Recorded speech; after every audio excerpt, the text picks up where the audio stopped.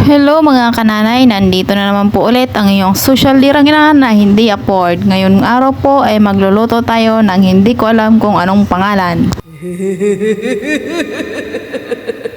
Kaya wag na natin itong patagalin. Welcome to my Pacham Cooking.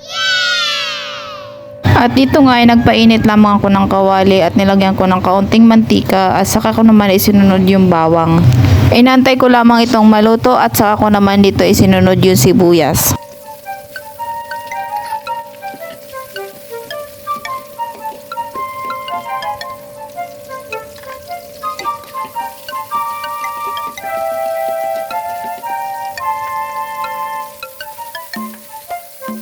Nung naluto na nga yung sibuyas ay saka ko naman dito isinunod yung kamatis.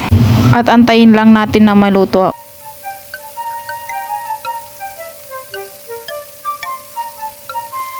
At saka ko inilagay yung manok. Pero kung nakakaluwag-luwag ka sa buhay, mas masarap kung baka ang ilalagay mo dito. At hinayaan ko muna itong maluto. Ang liit ng takip ng kawali namin. Parang ikaw, crop top ka ng crop top. Ang laki naman ng tiyan mo.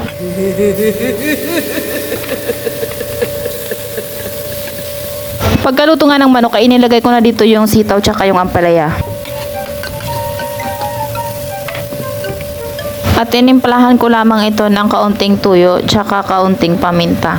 Para hindi umanghang at tayo lang dapat ang hot. Pagkatapos nga ng lahat ay ilagay na nga natin ang bida. Syempre ang oyster sauce. Dinagdagan ko nga lang ito ng kaunting asin tsaka ajinomoto. At syempre, hindi mawawala ang ating mikos-mikos mga insan.